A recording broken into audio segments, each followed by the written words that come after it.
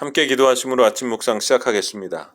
사랑과 은혜 하나님 아버지가 우리의 아버지가 되심에도 우리는 세상 속에서 흔들리며 불안하여 살아가고 있지는 않은지요.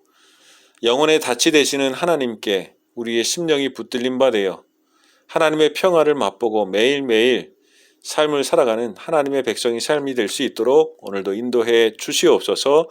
감사하며 예수 그리스도의 이름으로 기도하옵나이다. 아멘. 함께 찬송가 408장 찬송하겠습니다.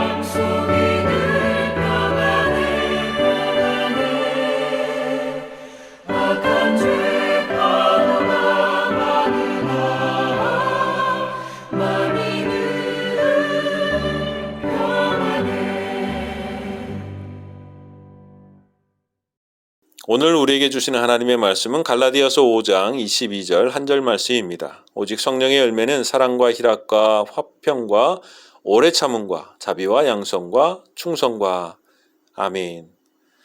예전에 트라우마, 큰 정신적 충격을 준 사건으로 인해 겪는 심리적 외상에 대한 강의를 들으면서 우리나라 사람들이 우리나라 근현대사를 통해서 알게 모르게 많은 트라우마를 겪고 있다는 이야기를 듣고 조금 충격을 받았던 일이 있었습니다. 최근 100여 년만 보아도 일제 식민지 35년, 동족 간의 전쟁인 6.25 전쟁에 대한 충격, 군사 독재를 지나며 민주화 과정 속에서의 고난과 빠르게 산업화되는 과정에서의 어려움, 5.18 민주화 운동이나 최근에는 세월호 사건까지 그 많은 일들이 우리에게 큰 트라우마로 남아있다는 것이죠. 이런 굵직굵직한 사건들 또 사이사이에 우리가 생각지 못했던 수많은 일들이 있었다는 것입니다. 그런데 우리는 지금도 아무렇지 않은 듯 그 많은 일들을 겪어오면서 그렇게 살아가지만 오히려 그 안에서 우리 사회는 많은 트라우마로 어려움을 겪고 있다라는 설명이었습니다. 그래서 여러 가지 사회 현상들이 나타나고 있다라는 것이죠. 그런 가운데 우리나라 사람들은 안녕하십니까? 라고 인사를 합니다. 배고프던 시절에는 진지 드셨습니까? 가 인사였지요. 그것은 그 부족했던 시대를 반영하는 것이라고 할 수 있는 것입니다. 그것과 마찬가지로 안녕하셨습니까? 라는 어떤 축복의 형식이 아니라 질문 형식으로 인사를 한다는 것이 참 이상하죠. 이는 오랜 세월 안녕할 수 없었던 우리 민족의 아픈 역사를 담고 있다. 그렇게 이야기하는 사람도 있다라는 것이죠. 그래서 사람들은 안녕, 평화, 평안, 화목을 구하고 살아갑니다. 그러나 그것을 구하면 구할수록 더 안녕하지 못하고 평화하지 못하고 불안한 가운데 살아가게 되는 인간과 사회를 더욱더 깊이 경험하게 된다는 것이죠. 그렇게 사회를 발전시켜가며 평화와 안녕을 원하지만 지금의 사람들은 오히려 더 많은 불안과 우울증으로 안녕하지 못한 채 살아가고 있는 것이 우리의 현실입니다. 오히려 평화를 말하는 곳에서 더 큰 파괴와 불안을 경험하기도 하는 것이죠. 예를 들어 유대인들은 세계 그 어느 나라보다 더 많은 전쟁에 시달려 왔습니다. 그렇기 때문에 유대인들의 소원은 평화입니다. 그들은 만날 때마다 평화를 의미하는 샬롬이라는 말로 인사를 나누고 그들의 수도 역시 예루살렘으로 이름을 지었는데요. 바로 평화의 도성이라는 뜻을 가지고 있습니다.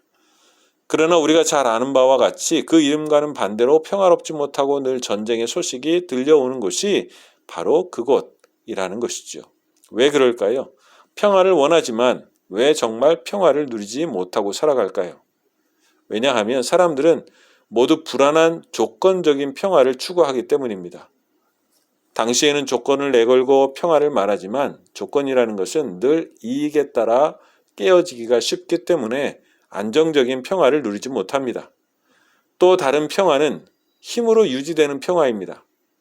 평화로워 보이지만 어느 한쪽만 평화를 누리고 다른 쪽은 평화를 누리지 못하죠. 그러나 그것도 어느 날 균형이 깨지고 기울어지면 전혀 다른 한쪽의 평화만 가져올 뿐이라는 것입니다. 모두가 평화하지 못하죠.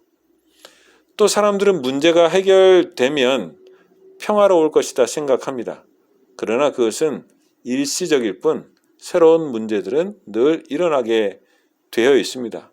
근원적인 문제가 해결되지 않았기 때문에 사람들은 평화하지 못하고 안정을 누리지 못한다는 것입니다. 그래서 사람들이 평화를 구하지만 평화를 누리지 못하는 것이죠. 그래서 성경은 우리에게 이렇게 가르쳐 줍니다. 성경이 가르치는 평화는 어떤 조건이나 힘이 아니라 올바른 관계에서 얻어지는 평화를 이야기합니다. 평화는 무엇을 얻어서 오는 것이 아닙니다. 관계가 회복되면 평화가 생깁니다. 특별히 사랑하는 사람들 사이에 관계가 나쁘면 마음이 불편합니다. 재미가 없습니다. 자식이 혹시 집을 나가면 아무리 좋은 것을 많이 가지고 있어도 마음이 평안하지 않지요. 자식과 부모 사이에 갈등이 있기 때문에 그렇습니다. 하지만 자식이 돌아와 서로 관계가 회복이 되어지면 마음이 평안합니다. 부부가 싸웠다가 화해하고 같이 밥을 먹으면 속이 편해지죠. 이것이 평화입니다. 평화란 어떤 것을 소유했기 때문에 생기는 것이 아닙니다. 관계가 회복되는 것을 가리켜 평화라고 하는 것이죠. 이런 의미에서 특별히 성경은 하나님과의 올바른 관계를 맺을 때 우리에게 주시는 안정적이고 영원한 평화가 있다고 말씀해 주십니다. 로마서 5장 10절 곧 우리가 원수 되었을 때에 그의 아들의 죽으심으로 말미암아 하나님과 화목하게 되었은즉 화목하게 된 자로서 더욱 그의 살아나심으로 말미암아 구원을 받을 것이니라. 오늘 로마서 말씀을 보면 우리가 몰랐던 사실을 우리에게 가르쳐 주십니다. 우리와 하나님과의 관계가 원수되었던 관계라는 것이죠. 하나님과의 관계가 좋지 않았습니다. 더군다나 다른 사람과 다른 분과의 그런 좋지 않은 관계가 아니라 하나님과 원수가 되었다라고 이야기합니다. 그렇다고 한다면 우리에게 평화는 없는 것이죠. 위의 말씀과 더불어서 로마서 5장 1절 말씀에 그러므로 우리가 믿음으로 의롭다 하심을 받았으니 우리 주 예수 그리스도로 말미암아 하나님과 평화를 누리자라고 말씀하고 있는 것입니다. 그것이 모든 인류에게 주시는 진실한 평화입니다. 믿음으로 의롭다 하심을 받았습니다.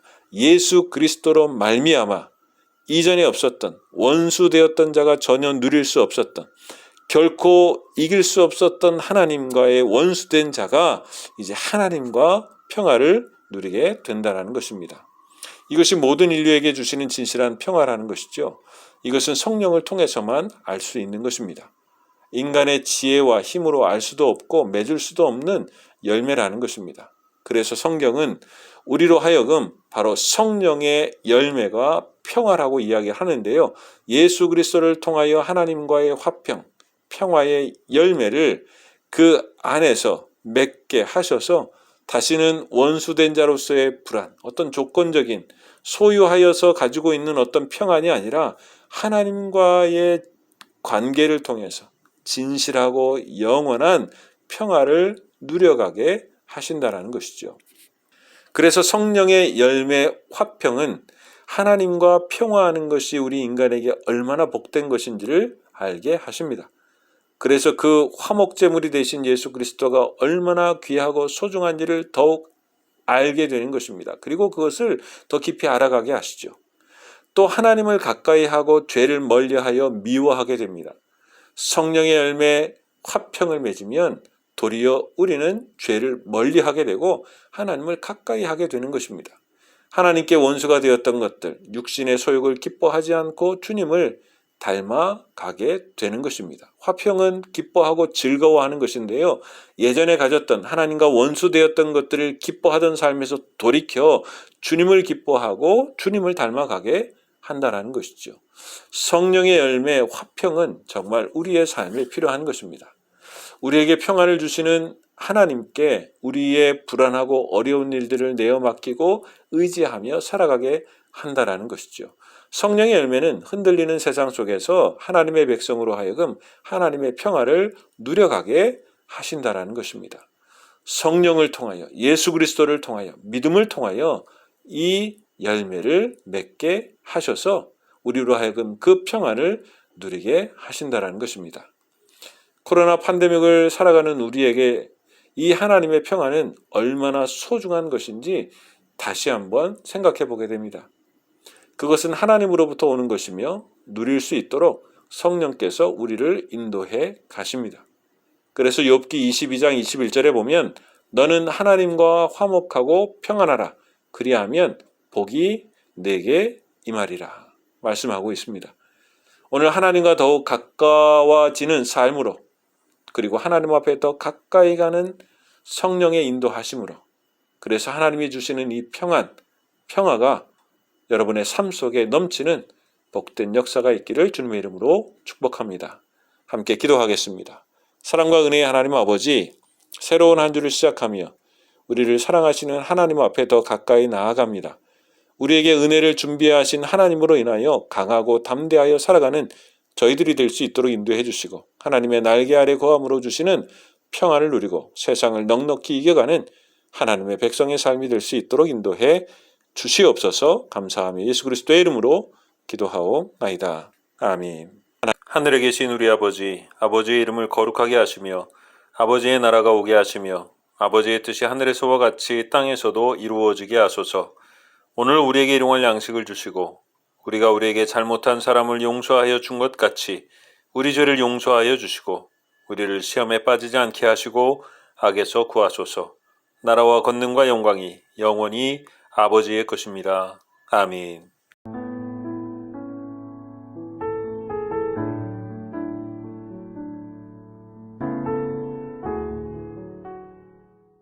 (10장) 죽은 파리들이 향기름을 악취가 나게 만드는 것 같이 적은 우매가 지혜와 존귀를 난처하게 만드느니라. 지혜자의 마음은 오른쪽에 있고 우매자의 마음은 왼쪽에 있느니라. 우매한 자는 길을 갈 때에도 지혜가 부족하여 각 사람에게 자기가 우매함을 말하느니라.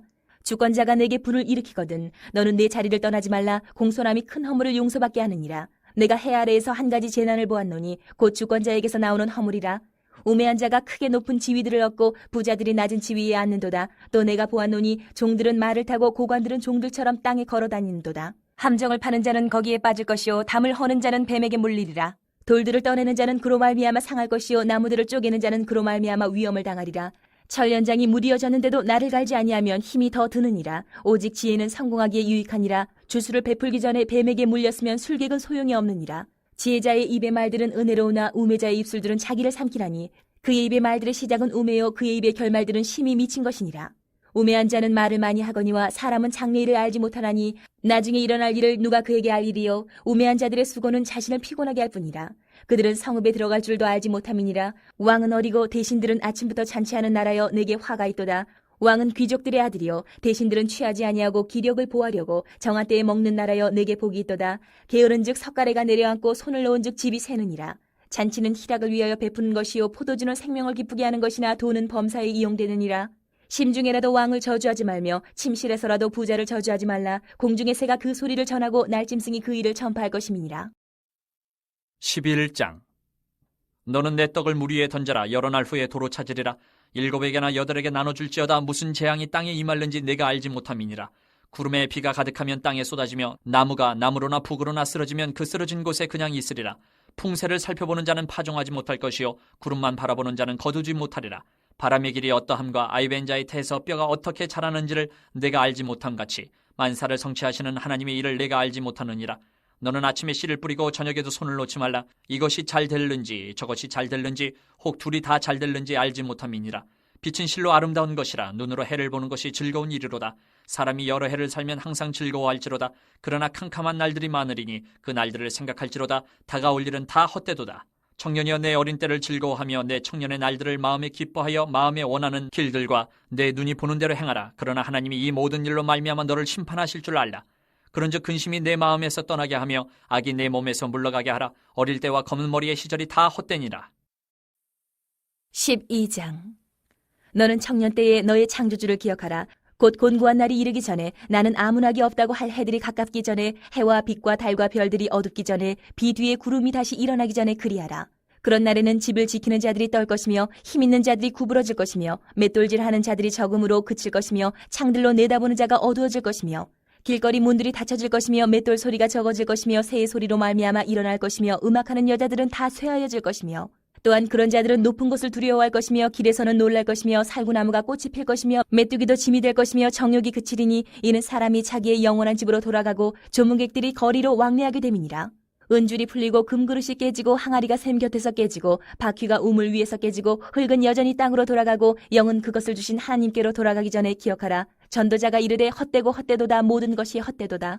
전도자는 지혜자이어서 여전히 백성에게 지식을 가르쳤고 또 깊이 생각하고 연구하여 잠언을 많이 지었으며 전도자는 힘써 아름다운 말들을 구하였나니 진리의 말씀들을 정직하게 기록하였느니라. 지혜자들의 말씀들은 찌르는 채찍들 같고 회중의 스승들의 말씀들은 잘 박힌 목 같으니 다 한 목자가 주신 바이니라. 내 아들아, 또 이것들로부터 경계를 받으라. 많은 책들을 짓는 것은 끝이 없고 많이 공부하는 것은 몸을 피곤하게 하느니라. 일의 결국을 다 들었으니 하나님을 경외하고 그의 명령들을 지킬지어다. 이것이 모든 사람의 본분이니라. 하나님은 모든 행위와 모든 은밀한 일을 선악간에 심판하시리라. 1장. 솔로몬의 아가라, 내게 입맞추기를 원하니 내 사랑이 포도주보다 나음이로구나. 내 기름이 향기로워 아름답고 내 이름이 쏟은 향기름 같으므로 처녀들이 너를 사랑하는구나. 왕이 나를 그의 방으로 이끌어 들이시니 너는 나를 인도하라. 우리가 너를 따라 달려가리라. 우리가 너로 말미암아 기뻐하며 즐거워하니 내 사랑이 포도주보다 더 진함이라. 처녀들이 너를 사랑함이 마땅하니라. 예루살렘 딸들아, 내가 비록 검으나 아름다우니 게달의 장막 같을지라도 솔로몬의 휘장과도 같구나. 내가 햇볕에 쬐어서 거무스로 말지라도 흘겨보지 말 것은 내 어머니 아들들이 나에게 노하여 포도원 지기로 삼았음이라. 나의 포도원을 내가 지키지 못하였구나. 내 마음으로 사랑하는 자야, 내가 양치는 곳과 정오에 쉬게 하는 곳을 내게 말하라. 내가 내 친구의 양떼 곁에서 어찌 얼굴을 가린 자같이 되랴. 여인 중에 어여쁜 자야, 내가 알지 못하겠거든. 양떼의 발자취를 따라 목자들의 장막 곁에서 너의 염소 새끼를 먹일지니라. 내 사랑아, 내가 너를 바로의 병거의 준마에 비하였구나. 내 뒷뺨은 따은 머리털로, 내 목은 구슬꿰미로 아름답구나. 우리가 너를 위하여 금사슬에 은을 박아 만들리라. 왕이 침상에 앉았을 때에 나의 나도 기름이 향기를 뿜어냈구나. 나의 사랑하는 자는 내 품 가운데 모략 향주머니요, 나의 사랑하는 자는 내게 엔게디 포도원의 고별화 송이로구나. 내 사랑아, 너는 어여쁘고 어여쁘다. 내 눈이 비둘기 같구나. 나의 사랑하는 자야, 너는 어여쁘고 화창하다. 우리의 침상은 푸르고 우리 집은 백향목 들보 잣나무 석가래로구나.